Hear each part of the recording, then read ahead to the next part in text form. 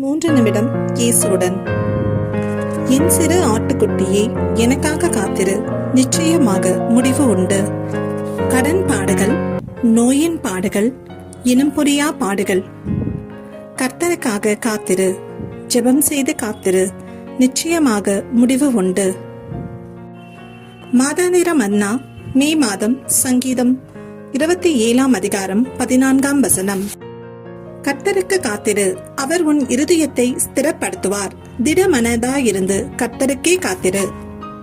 சிந்திக்க செயல்பட வார்த்தைகள். கர்த்தருக்காக காத்திருப்பது என்றால் என்ன?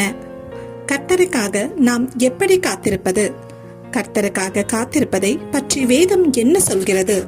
கர்த்தர் என்ன செய்கிறார் என்று நமக்கு புரியாத போதும் நாம் காத்திருக்கும் போது அவர் நமக்கான ஆசீர்வாதங்களை ஆயத்தம் செய்கிறார். தேவனே உமக்கு காத்திருக்கிறவர்களுக்கு நீர் செய்பவைகளை நீரே அல்லாமல் உலக தோற்று முதற்கொண்டு ஒருவரும் கேட்டதும் இல்லை, செவியால் உணர்ந்ததும் இல்லை, அவைகளை கண்டதும் இல்லை. ஏசாயா 64:4.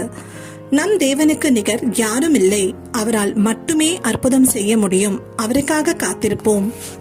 காத்திருப்பு நம் வாழ்வில் பொறுமை, விடாமுயற்சி மற்றும் சகிப்புத்தன்மை போன்ற நல்ல பலனை வளர்க்கும். அது நம்மை நம் இரட்சகரிடம் நெருங்கி வரச் செய்து நம்மை பார்த்து கொண்டிருப்பவர்களை நற்செய்திக்கு வர சுட்டி காட்டுகிறது. நாம் கிறிஸ்துவில் விசுவாசம் வைத்து நம்பிக்கையுடன் காத்திருக்கும் போது நாம் வெட்கப்பட மாட்டோம் என்பதை அறிவோம். கர்த்தர் அடிக்கடி தனது திட்டங்களை இடைநிறுத்துகிறார். மேலும் விசுவாசத்தின் சோதனையாக நாம் கஷ்டங்கள் மற்றும் ஆபத்துகளால் சூழப்பட்டாலும் நன்றியுடன் ஜெபத்திற்கான பதில்களுக்காக காத்திருக்கவும் அவருடைய நாமம் மகிமைப்பட நாம் காத்திருந்து ஜெபிக்க அறிவுறுத்தப்படுகிறோம். ஜெபம் செய்வோம்.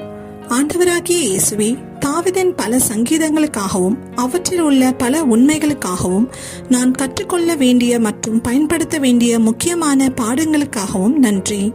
உங்கள் மீது மட்டுமே என் நம்பிக்கையை நிலைநிறுத்தவும் உங்கள் நேரத்திற்காக காத்திருக்கவும் எனக்கு உதவுங்கள். நான் சொல்லுவதிலும் செய்வதிலும் எனக்கு தைரியம் கொடுங்கள்.